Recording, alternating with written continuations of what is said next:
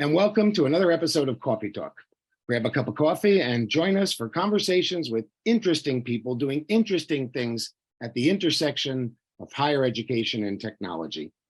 Today, we're talking to Dr. John Soboslai. John is an assistant professor at Montclair State University. He has a degree in philosophy from Central Connecticut State University, an MA in religion from Columbia, and he earned his PhD at the University of California, Santa Barbara, under the supervision of Mark Juergensmeyer. Hopefully I didn't destroy that name too badly. He has published and presented in various forums and was named Emerging Scholar of 2016 by the University of North Carolina.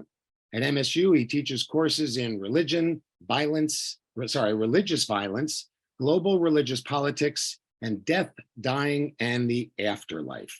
He is currently working on using immersive technologies to create interactive virtual reality experiences of religious rituals. Sponsored by a National Endowment of the Humanities grant, he hosted a workshop last year that brought together immersive media creators, digital humanists, and scholars to lay the groundwork for how to use 360-degree filming and 3D sound technology to capture live rituals. John, thank you for joining us today. It's great to be able to talk to you again. Pleasure to be here. Thanks so much for inviting me.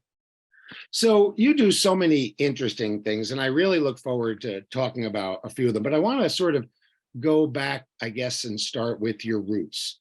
How did you get interested in religion, and why do you think it's an important topic in education? I got into the study of religion from the study of philosophy. I did philosophy as an undergrad at Central Connecticut, as you noted. And more and more, I got interested in religious forms of philosophy because they anchor different moral conceptions in precepts and concepts that were outside of things I was familiar with and comfortable with. And that led me to go down a more historical route and learn about the history of religions that I just had no conception of. I didn't know much about early Christianity. And I can remember when I was studying at CCSU, I had a professor who explained to me that the Roman emperor had a significant hand in shaping what Christianity looked like. And that kind of blew my mind. I had no idea that power and religion would intersect in those ways. I always imagined religion as this very pure and pristine topic, and that was the end of it. I started researching that, and it hasn't let go of me yet. And it's for that very reason that I think it's so important that we study religion in colleges, not only because it gives a much greater insight into the way people construct their world socially, culturally, as well as religiously. But studying religion requires that we interrogate the basis of how people construct their very reality and the way that they learn to move through this world. There's kind of an ongoing joke in the academic study of religion that we study actual religious traditions less than we study how to categorize things, because even the category of religion is one that is contested. What fits into that? What doesn't fit into that? Even asking those questions can give us a great deal of insight into how humans behave and how we work together to make a meaningful world for ourselves. So, one of the things I love about the environment I work in is I learn something new every day. And I look forward, perhaps off this episode, to talk more about the Roman emperor's influence on religion. That sounds fascinating, but it sounds like if we look at today, we still see the influence on political figures on religion. So, but you've been working on a fascinating virtual reality project dealing with rituals. I have had the good fortune and the pleasure to work with you on this, and you know how enamored I am with this project. And so you were just talking about religion, and we've talked about this with respect to rituals. Before I get into a little bit more about that, tell us about this project. Yeah, I'm really excited about this project. As you know, you and I have been working together on it for well over a year now. The idea of the project really stemmed from the needs of teaching. As I teach classes, particularly my 101 class that we've titled Understanding Religion, in that class, we try to look at different thematics surrounding religion, particularly myth and ritual, some of the two most important themes when it comes to understanding religion. And as I taught this class over the last, 6 years that I've been here at Montclair, my students want more videos. They want to see these things that we're talking about. They want to have some concrete experience that incorporates them. And so I set out trying to find some useful videos, and I was shocked at how limited those resources were. You can find plenty of, full-on services of different religions, but they're without much context or clarity, and they're 2 hours long, and I've got to get something much more truncated. I've got attentions to grab here. So it was then when I started looking to see if we could create our own set of resources, video resources, that I came across a virtual reality project called Zikr. Zikr, created by Gabo Aurora, was a virtual reality experience of a Sufi Muslim ritual that he recorded in Algeria. And being able to be virtually present at the ritual of a religion I was not familiar with, and imagining what it would be like to place students into the ritual practices of all kinds of different religious communities around the country and around the world seemed to hold so much promise for not only communicating ideas, not only explaining what these practices are, but helping to create this empathy between cultures, this ability to recognize the humanity of people who are doing practices that we might not be familiar with, but are as reasonable, logical, and comfortable to them as ours are to us. So that really set me off in saying, how can we create opportunities for students to approximate presence at these rites and these practices that they're not familiar with? And it's taken up almost every moment of every day since then, trying to get a handle on it. Yeah, I remember seeing that. That video for the first time, and I remember being so involved in it that I didn't even think about how much time was going by, right? And I've been involved in virtual environments for 15 years or more, and it was you're an OG. Yeah, it was the first time in a very, very long time that I felt impressed by something that I had seen. So what we have up now is the Immersive Religion website for your project. For those out there, it's immersivereligion.org. I really encourage you to go and check it out. It's aside from the foolishness of having my name and face on there, it's an interesting site. I wanted to ask you a question.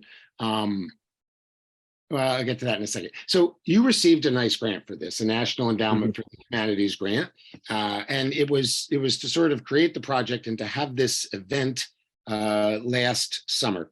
Can you talk a little bit about that event, and then also sort of about the process that you had to go through here, and what it's been like to sort of accomplish this? And I'm going to tag something on there that wasn't sure the video. And what are you doing next? Like I believe you may have applied for another grant. So can you tell us a little bit about that experience with the NEH? Yeah, absolutely. One of the most surprising moments of my adult life, I think, was receiving that grant from the NEH. It was, I kind of cobbled it together with this idea that, this would be cool. It would be cool to do this. Really never expecting, these are competitive grants. And, I applied for a Digital Humanities Advancement Grant. And the DHAG program at the NEH is divided into 3 tiers. There's the level 1 discovery tier, which really supports workshops, meetings that bring together interdisciplinary casts to try to explore the possibility, the potential of creating new media resources. And so that's the grant that I was awarded. But to even apply for that grant, they wanted, a list of participants, which is more than reasonable. And it was then that the project kind of started to take on the form that it did, because I had to ask, who is appropriate to bring onto this? Who do we need? How do we get a broad perspective of not only scholars of religion, because this is at its core a religious studies project, but also the kind of technical know-how and immersive media familiarity that is going to make this project something beneficial that has legs and can kind of build up momentum. So you were an easy pick because you and I had already been talking, and it was already something we were both interested in. From there, I started to look for not only a diverse group who had expertise in different religious traditions, but one of the things that I really wanted to push forward with this project is pushing against what we call the world religions paradigm, that there are 8 major religions in the world, and that's it. If you know those 8 religions, you're kind of covered. It often leaves out indigenous spiritualities. It leaves out Afro-diasporic religions. And again, going back to that categorization, that's a real problem. So I tried to get a lot of those people together. I was really fortunate to get Gabo Aurora, who created Zikr, to come on board. He's been a huge supporter. And we I just cold called people, really. And they were inspired enough by the project that we had a great cast come together last year. Spoke for 2 days about all the methodological and technological issues that were confronting the grant. And right now I'm working on finishing up the white paper, kind of recapturing all of our conclusions. And that's part of why I wanted to create that website, immersivereligion.org, to start connecting with other people. There's a lot that came out of the meeting, some of which I'm sure we'll get into, but I do want to speak to the last part of your question. I did apply at the beginning of the year, this year, for a level 2 digital humanities advancement grant with the NEH.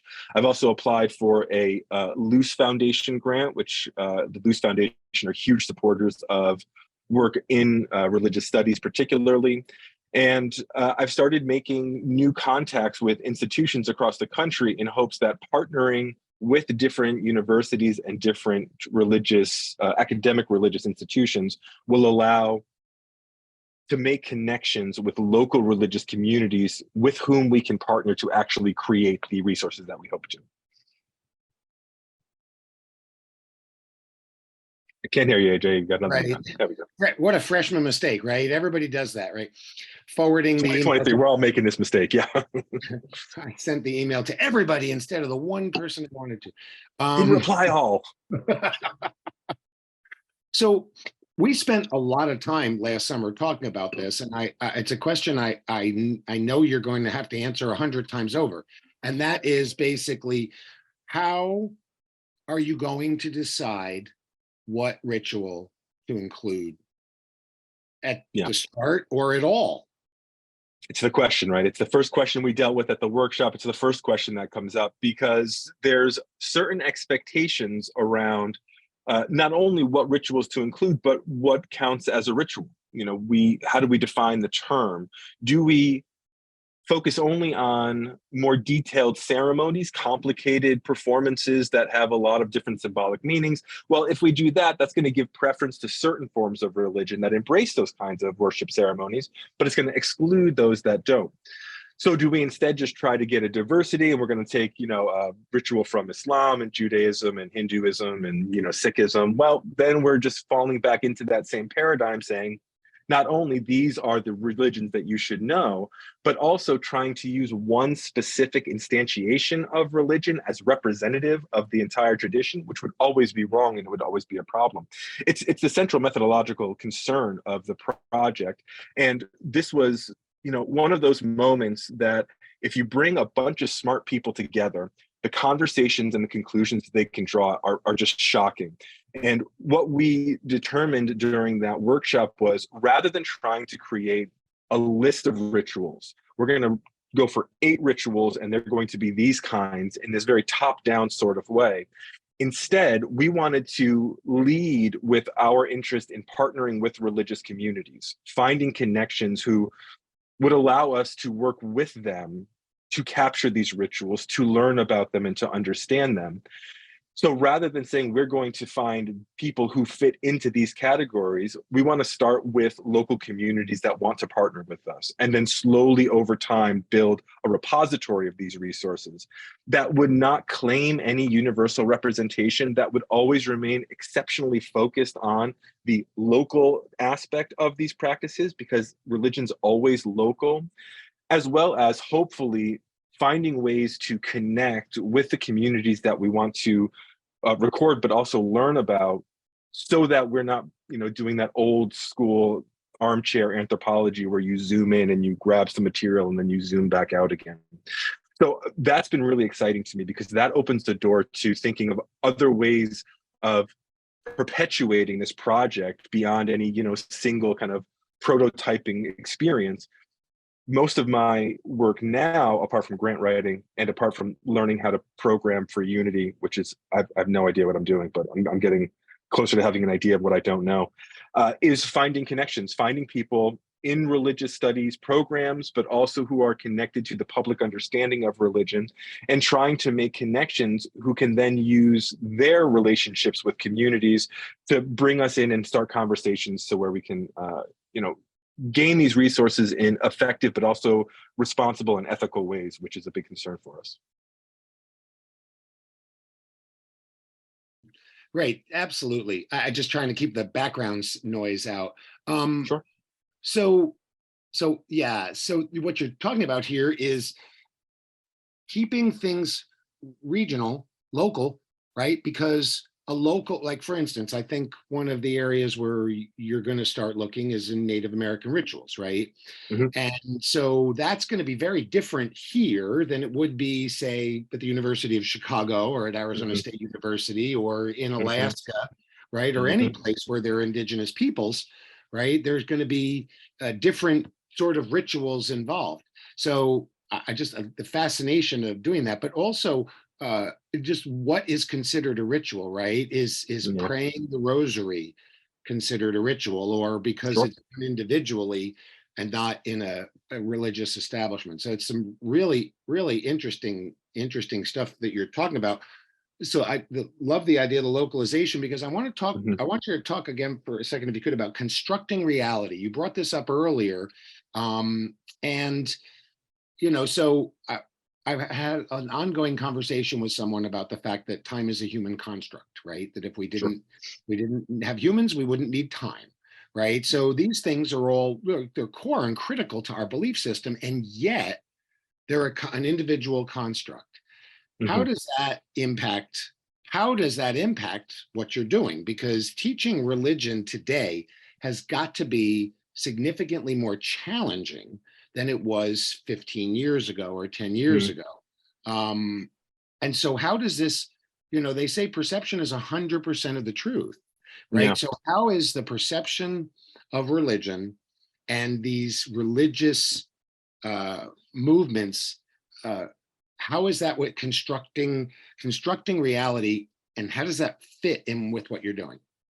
Yeah, it's an important question. And it's something I actually spent a good deal of my classes yesterday talking with my students about, particularly the way that ritual helps us to construct certain ideas of reality. And it's not, when people think of reality, they often think we're talking about physical reality, like my perception of what a desk is creates the desk in a physical sense. Well, no, atoms are certainly knocking into each other, and there are physical laws guiding these things. But when we work socially or when we work culturally, we're working through certain frameworks, certain ways of seeing each other and the world that are entirely constructed. The natural basis for our social and cultural activities are almost nil, apart from maybe needing to attend to the vagaries of the environment. We construct what our social world looks like, and we operate within those worlds more than anything else. Ritual, these kind of stylized behaviors that we learn, these designed ways of acting, help us construct reality by, first and foremost, allowing other people, to see us performing things that they're familiar with. And in doing so, it creates a social connection without having to speak to each other, without having to engage in an interpersonal way, simply by the fact that a certain way of acting and you see me acting in that way as well. It signifies that, well, I've taken the time to learn this. I think this is important. And if you took the time to learn this and you think it's important, well, we've just created a bond. We've created an us where nothing existed before. Even beyond that, when we think about how religion creates reality, it's not just a matter of those kind of general orders of existence, where it all stems from, what our purpose is, what happens after you die. I love talking about all that stuff. But even on a day-to-day occurrence, the ways we've learned to act and interact with others and think about how others perceive the world, all of that plays a role in guiding our behavior and dictating the way that we interact with our physical environment as well as our social environment.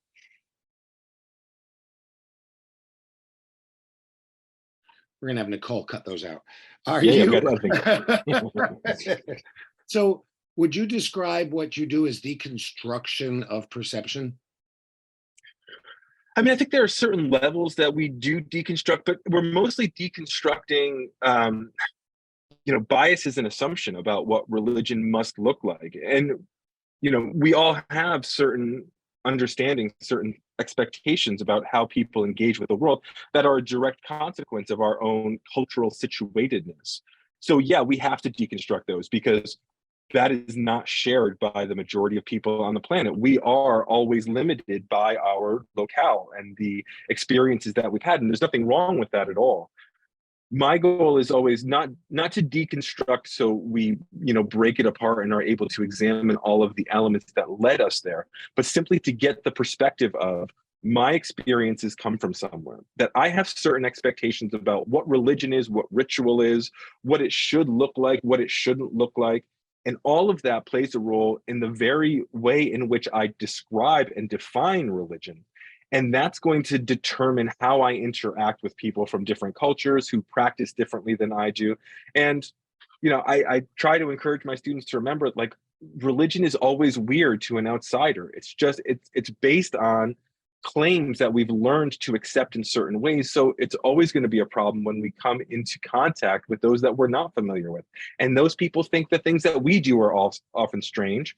So if we can just accept that, it'll give us a basis to connect a little bit more and hopefully understand each other to a greater extent.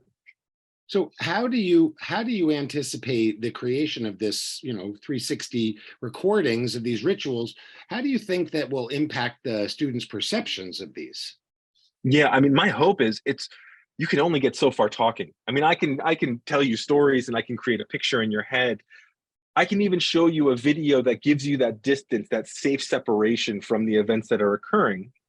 But if you were able to walk into a space virtually to see the human people doing these behaviors, and you are able to learn about what their symbols mean, what their actions mean, how they're orienting these behaviors towards a certain goal, to be able to step into those spaces virtually, I think is going to have an unbelievable impact. One of the most popular kind of field trips in the study of religion are site visits, where students will actually go to a mosque or a synagogue or a temple or a church that they're not familiar with, and they'll hear from the pastor or the imam or the rabbi or the priest, and they'll ask questions and they'll just be in this space. And I was actually talking to Julia Berger, who's a participant on the grant today, and the impact that it has on students is immeasurable, because you're allowing them to break down walls that fear has kept them from exploring. And if we can just push past that, if we can give an additional piece of comfort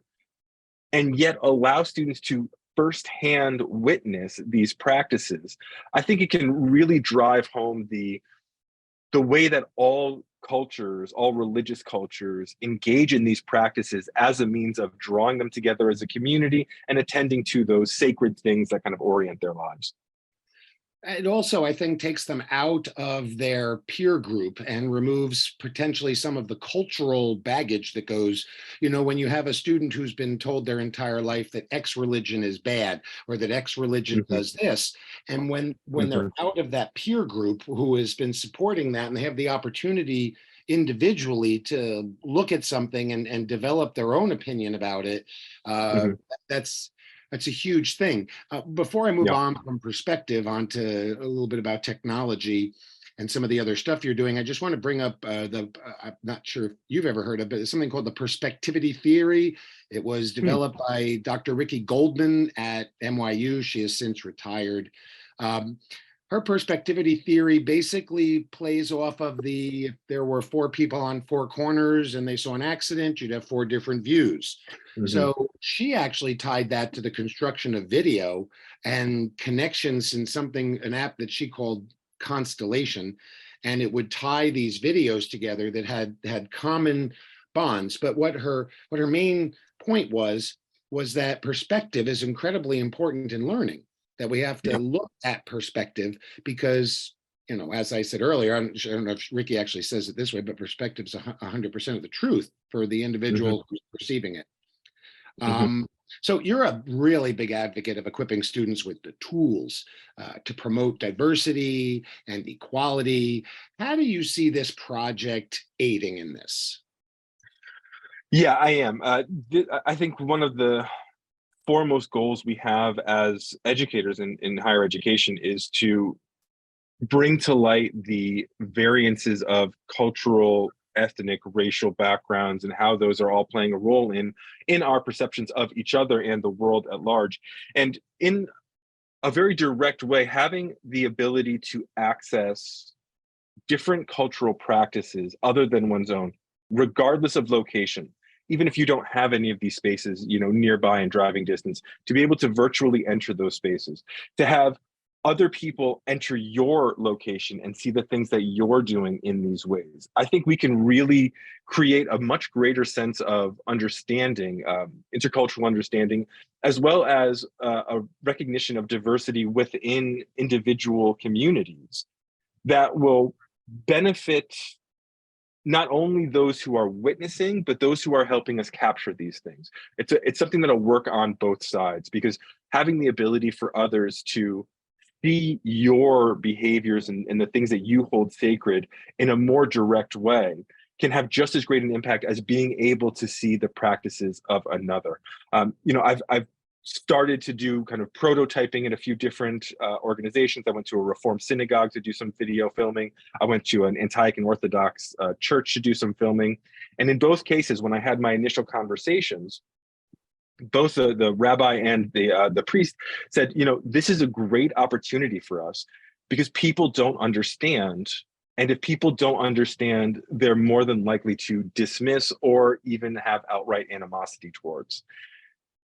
If we can use technology, and one of the big issues that we've focused on is maintaining access in terms of technology, trying to create these resources where you don't need a full-on, Meta Quest or HTC Vive headset, which are still, really expensive, even though they're coming down in price. They're really expensive. But if we can also attend to something that's on a smartphone, that for a $10 Google Cardboard, you can just put that on your head and still have a very similar virtual reality experience, that's going to level that playing field. It's going to level that digital divide in a way that's going to increase access both for and to a number of communities that would otherwise not have access to it. Well, and it's sort of, I know that we talked about some of these questions in advance, and I always come up with some follow-ups, and it's like you were watching me write down the question, and that is, what do you see as the biggest impediment to students and to moving this forward? I mean, in 2007, when I first got involved in virtual worlds, my time there, the 4 years I was involved, the biggest impediment was computers were not ready to Yeah. handle. They didn't have the processor speed, they didn't have the memory, they just weren't ready to handle it. What's the big tech complication today? Or I'm still learning complication, this.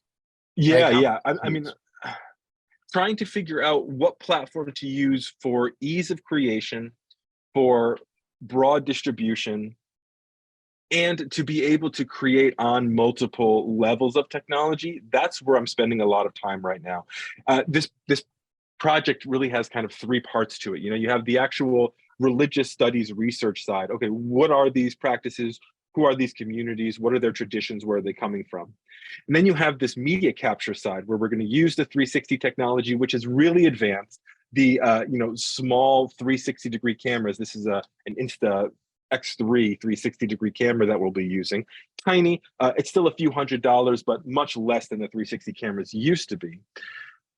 That's a fairly low entry point. The sound recording that we're using is a bit higher. I'm still working with that, but that's part two. And then you have part three, which is, okay, let's process these for use in digital spaces, both full head-mounted displays, which takes you in one direction in terms of programming, and more web-based multimedia, which takes you in another direction. So bringing all of those things together, that's been the challenge thus far. How do we create systems? How do we create procedures that are going to allow us to do this consistently, effectively, and then be able to share it with others who can just pick it up and run with it in their own communities? So a follow-up to that, to take that question to the next step, what about the Mm, technology for the people who we want to observe this? Because I know some of the, we didn't talk about this now, but some of the things you've talked about is that these would be great resources for K through 12 schools or sure. through other avenues where the access to the technology. I mean, you and I both know, and many of the people who are going to be watching this know that we're still fighting to get broadband out into places around the country. To think Yeah. about, that I almost downloaded that old AOL dial-up dial tone for my Uh, phone just because I know, right? I But heard it. I heard it when you said I, it. You know? me too, right? So, but here's the problem: is that we're still dealing with this inequity, right, across the country, let alone other countries, right? So, how do you make this available to people in the heartlands of Africa? How do you make this available to people throughout in between the Middle East and Russia? How do you make this available to some of the people in South America, where Yeah. I remember when I was doing my doctoral work that we were charged with coming up with a technology, with an app that could be used around the world. And every one of the groups ended up going with simple mobile phone technology, not even Yeah. smartphone technology, because even in places in like Africa where they can't run phone lines underground, they can get the mobile signals out there. Hmm. Hmm. So how do you plan on dealing with this for the people who are going to be viewing this? Yeah, it's a big question, and one that's going to require a lot of trial and error to see what is possible on what devices and what platforms and what is not. And there's also an aspect of the cool factor. It's cool to put on a virtual reality headset that takes students out of their world. Like that's something that's interesting, and that we want to capitalize on that. I don't want to dismiss that. I want to say, no, yeah, we're going to go somewhere different. And that means we're going to have these interactions. And again, that's going to lead us down one path. The way of basing the same set of resources that we would use in head mounted displays on a multimedia website that could incorporate smartphone functionality, even using something as simple as like a QR code on the screen that could launch an app and bring up this kind of virtual experience. That's the best we've been able to figure out so far as to, again, the infrastructure for virtual reality in higher education it just doesn't appear to be there yet. Even though this technology has been around for a while, we might slowly be ramping up, but we are not at a place that we can just say, hey, there's this virtual reality experience, download it to your headsets. People don't have headsets. So most people do have smartphones. I even got my mother a smartphone this weekend. So I think she was the last one that needed a smartphone.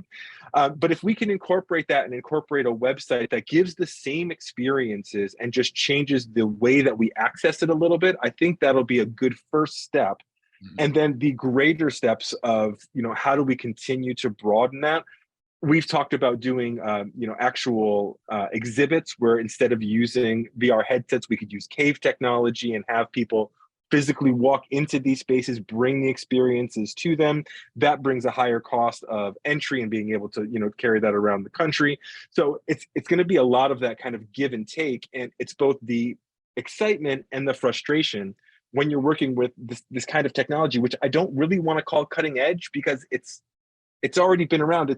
It's one of the most disheartening things when I come to this new VR, XR world. I'm like, oh, look at all this cool stuff. And then I talk to people who've been in the field. They're like, oh yeah, what you're doing, we were doing that 15 years ago, and we're doing something very different now. And it hurts my ego, but we're still being able to kind of embrace the technology in interesting ways.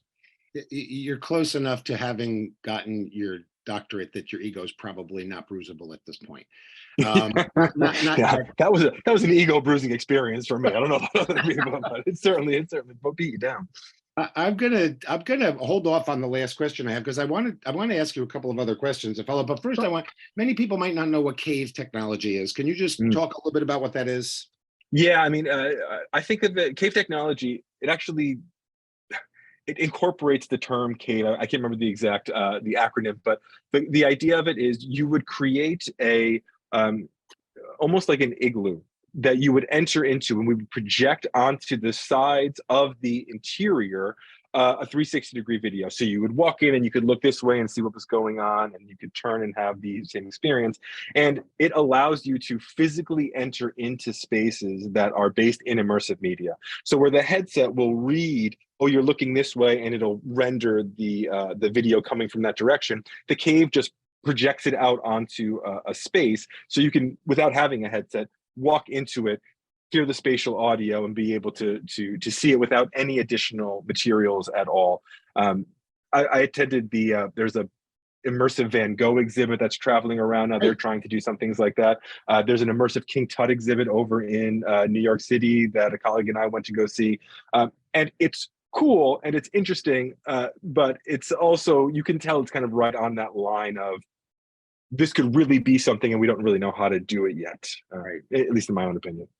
So as I don't want to appear to be like this really incredibly smart person, I looked up while you were talking. CAVE stands for Cave Automatic Virtual Environment. I knew it was a virtual environment. I couldn't think of the A. And the description is basically exactly what you just said: floor to ceiling projection and whatnot.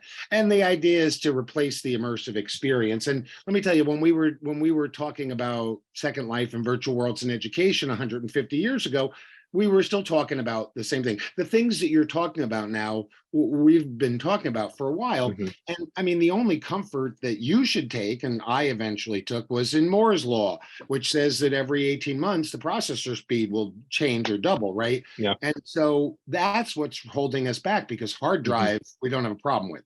It's just the space we don't. Yeah. How to process all this stuff so quickly. So I want to. You taught me Moore's law, and I got to tell you, I've thought about Moore's law a lot, and I've thought about, as we're looking forward, like, don't look too far, because you don't know what's going to come on that next one. Everything's going to change, and waiting for the technology to catch up. I mean, trying to get a high-speed graphics card right now is difficult because of the supply, not because of the technology. So there's 1,000 things that can go wrong, and trying to attend to all those immediately before knowing them is just an exercise in futility. So just trying to cover hurdles as kind of we come up to them. Well, and I think the last time you and I sat face to face and talked, nobody had heard of Chat GPT. Yeah, how about that? Nobody had heard of that. And now everybody's talking about it, and it's less than a few months. So we really don't know what's going to come up. But I want to go back. I want to go back into the Wayback Machine for just a second. I want to call up the ghost of Margaret Mead, right? So you brought up a very interesting question, and that is, you took technology into a facility, and you recorded what was going on in that facility. And so it reminded me of a conversation that we've had about the concerns of people who are being recorded. And this is not, right? This is not new. This is an anthropological staple. So how do you deal with, or how have you dealt at this point with wanting to go in to, say, a drum circle, or, and have them say, well, we don't know, we don't know about this. I mean, aside from the fact that there are some religions and some people who perform rituals who think that capturing an image of them is destructive, right? So how are you dealing with that? Or have you dealt with it? It's it's the right question. I mean, I think we've laid the groundwork for some useful ways of thinking about this, because there's no way to remove the observer, right? Being there to observe is going to change what is observed. We've known this. This is, long-standing guidelines. And there's a desire, and this is something that I really felt in our conversations during the workshop.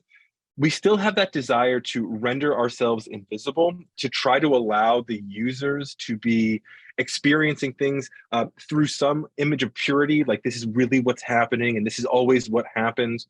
And we're always going to come up short. And there's also an aspect of inauthenticity that comes along with that, because we are there. We are going to be setting up cameras. And when there's a camera recording you, people are going to do things differently. I'm sure you remember, we tried to experiment with that ourselves by setting up a GoPro to record our own session while we're holding this workshop. Well, we put a camera in there and said, what's this like? How does this affect things? And the small scale of these recording devices, I think, actually helps remove them from as much concern. I felt like we were talking without much regard for it, but that's going to vary depending on the context that we're in.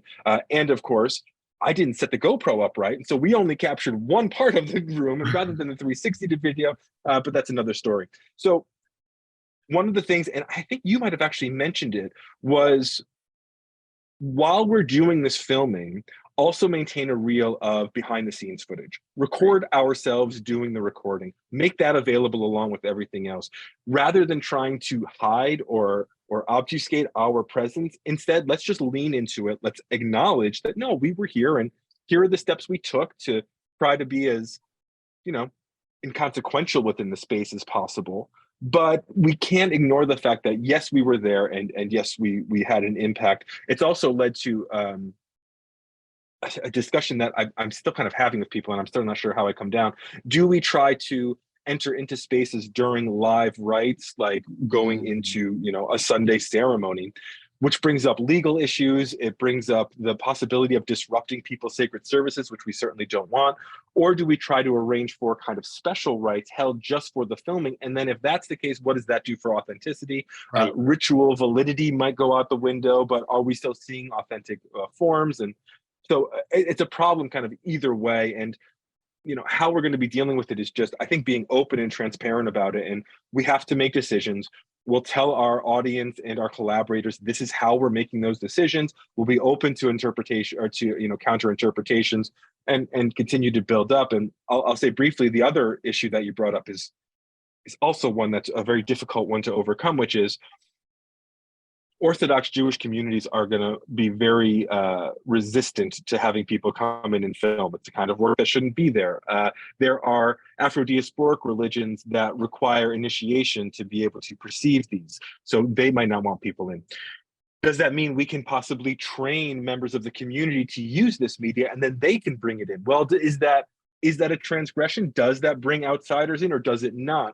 Once we start dealing with that kind of question around virtual space, it opens up a lot of very fascinating questions that are primarily modern or even postmodern. What are the purposes of preventing people from crossing certain boundaries within sacred spaces? When I filmed the Divine Liturgy of an Antiochian church, the priests who were performing the ceremony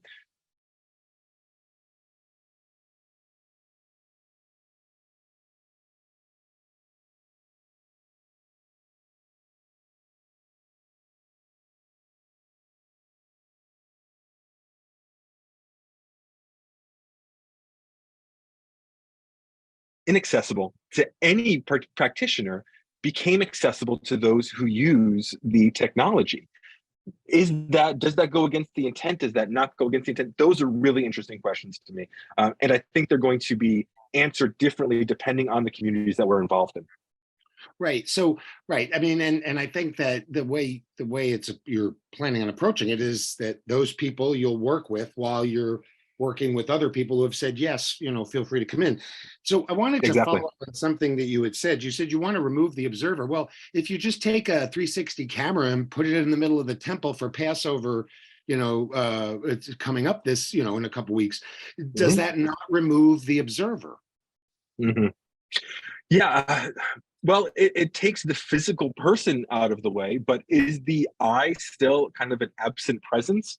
Because that camera is going to be allowing for a host of, not even just one person, but a host of people to kind of funnel their presence in through this aperture into a space where they would not otherwise have walked. So is the observer there? Well, there's 100 observers there, and it's a different kind of observation because there's less of a direct recognition that I, as an outsider, am present in this space. But the camera's eye is an eye like any other. And again, I think it's going to depend on the group. I was really encouraged by how quickly our group forgot about the camera entirely. I didn't see people playing to the camera. There was no real sense of it. And it's so strange, but the old cameras that would have, significant lenses facing out in different directions to try to stitch them together to this tiny little thing actually enables the kinds of processes that I think we need to make this project work. So it's a fortunate time for that. Absolutely. I was going to say it's very easy to forget that it's there. It's not as easy to forget a human being standing there. And I think whether it's I think a physical person has greater impact, but certainly the camera does as well. And, I agree. so you were talking about some of the religions that don't want people from the outside, right? If you wanted to do something with the Masons or something with some of the extremely, orthodox religions, you could employ somebody. And this speaks to the idea of the backpack that we've been talking about that would have Mhm. all of this information. You want to talk a minute about that? Yeah, I would love to. It's one of the things I'm most excited about with this project. I'm excited about a lot of things with this project. But the more we talked about, and it stems from that first question you asked. Okay, we're not going to define a set of rituals that we're going to go out and seek. Fine. We want to be focused on local communities. Great. We want to create partners with other people around the country. And my goals will ultimately be internationally. This is a global project. And each different instantiation of ritual is going to show similarities and differences with their own ilk, with the same tradition and the same groups, because that's just how religion works. And we don't think of that being how religion works. We think Catholic Mass is the same everywhere, and it is not. There are always variances, and there's no problem with that, which was the concern about the representation. So if we want to be able to gather material and recordings from as many diverse communities, and we want to employ partners across the country to do that, we need to figure out ways to equip them to capture, record, and edit the materials themselves. So that's where the idea of the backpack came in. We want to be able to provide cameras, sound equipment, recorders, mic stands, tripods, all the things that you need, along with training manuals, guidelines that will allow anyone with a minimum of training and familiarity with these technologies to go out into their communities and do this work. I love traveling and going to these places, but I don't want to have to travel to each of these places. I want us to be almost crowdsourcing these, using skilled people who can just pick up a backpack, which we've already worked out how to be efficient with and how to capture in really useful ways, deploy them. They can always bring their experiences back, and we can continue to shape those ideas and those guidelines. But then all of a sudden we have a much greater ability for anyone to go to their local mosque, synagogue, temple, church, and gather material that we can all benefit from. And it doesn't seem like that is a very high bar to achieve. It seems like with a minimum of clear guidelines and operating procedures, we can really make that possible. And now we've created not only opportunities for users to see the rituals and practices of people across the country, but we've also empowered individual religious communities, but also institutions of higher education to bring their students in and have them play a role in capturing these things and processing these things, which as a part of new media is only going to benefit them as they kind of go on to find other careers. So I think it's an exciting idea, and I think something that'll be really beneficial. A very exciting idea. So you recently formed a partnership with the University of Chicago, which, for people who don't know, has would you say it's one of the top religion departments in the country? For sure, one of the most influential. In the world. And so could you tell us about the goals for that and what you're hoping to develop there? Absolutely. Yeah, the University of Chicago has long been recognized as a premier institution of the academic study of religion. The history of religion's paradigm comes out of there, and some of the top people that we still study and still talk about. And within the University of Chicago's Divinity School, there's the Martin Marty Center for the Public Understanding of Religion. Well-known center, a group that has been doing unbelievable things, advancing public understandings, interfacing outside the academy. And they're continuing to just do brilliant work around how we can communicate the insights derived from the academic study of the religion, how we can speak to the concerns, questions, and expectations of a public audience. I've been a fan since I was in grad school. And I contacted the Martin Marty Center, spoke with Emily Cruz, who's their associate director, a brilliant woman.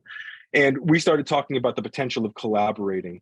They have so many really fascinating programs, one of which is the Chicago Congregations Project, where they're working with religious leaders within Chicago to help people understand the practices and the variants that are going on within that town.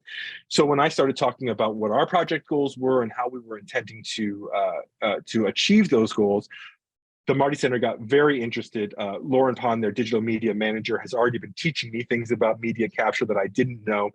And they're really keen to be an early site of partnership where we can go into Chicago congregations and start filming these with a built-in relationship to the community, an already established partnership with the religious leaders and the practitioners that'll allow us to figure out how to do this in these respectful and responsible ways, so that we can start building those expectations to put in the backpack and kind of spread out. I was in Chicago last month, I think, and it's always really nice to find people who you feel like you're on the same wavelength of, and I think they're going to be outstanding partners. And they have such an excellent reputation in this field of religious studies. They can also be a real benefit in finding new connections and more people to continue partnering with. John, you travel a great deal. You travel back and forth to California a great deal. You're in Chicago, you're going to Arizona. And I thought to myself, you just said, I was in Chicago last month, I think, and it's like, I don't know when you were there, you're traveling. Which flight? Yeah, which flight was that on? I don't remember. So I usually, and so I'm very proud of Nicole Comley. She's the producer for this episode. She's been the producer for CoffeeTalk for this semester. So she'll be the producer of our upcoming episodes as well. And this is our first episode. And she is to be congratulated for an exceptional job.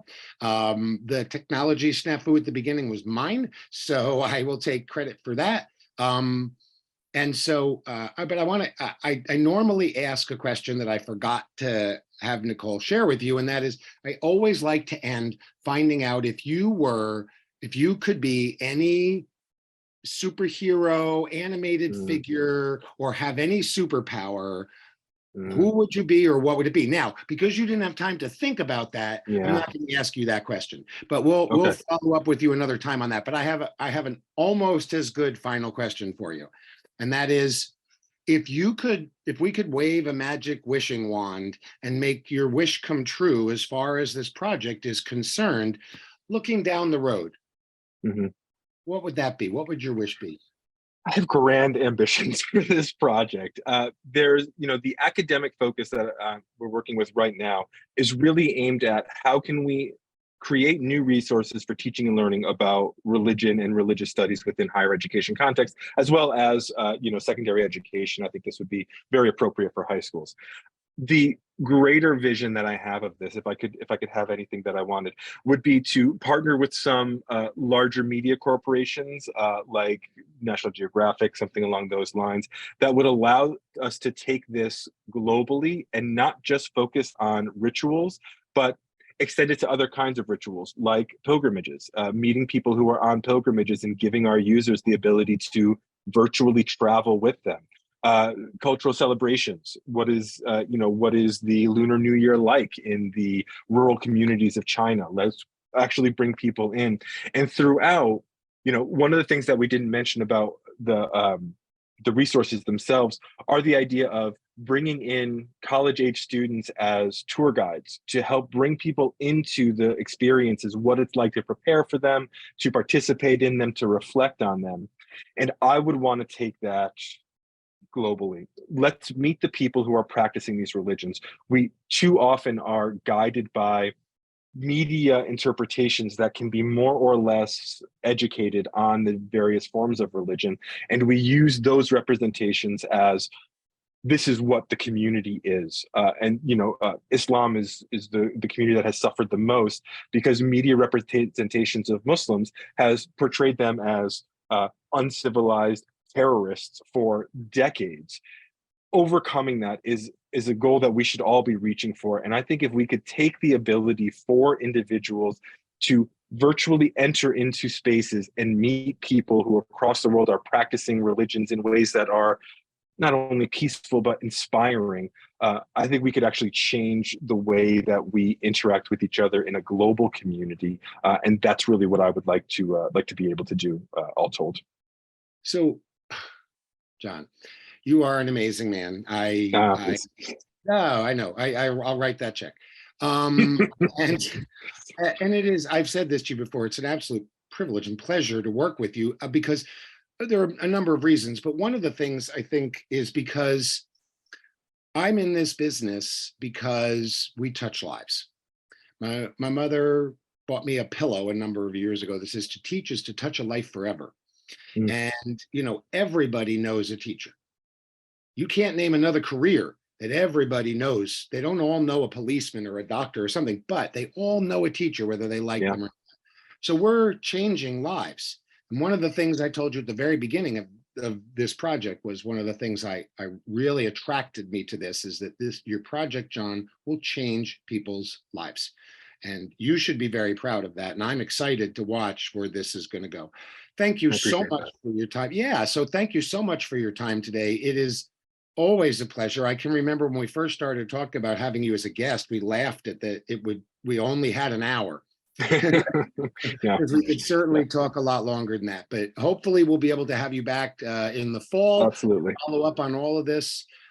So I want to thank you again, and I want to say to all of our viewers, stay tuned. We're going to have a couple of more Coffee Talk episodes this semester, and then we'll certainly see more of them as they go along. So be sure to keep in touch with our YouTube channel at Red Hawk DMCL.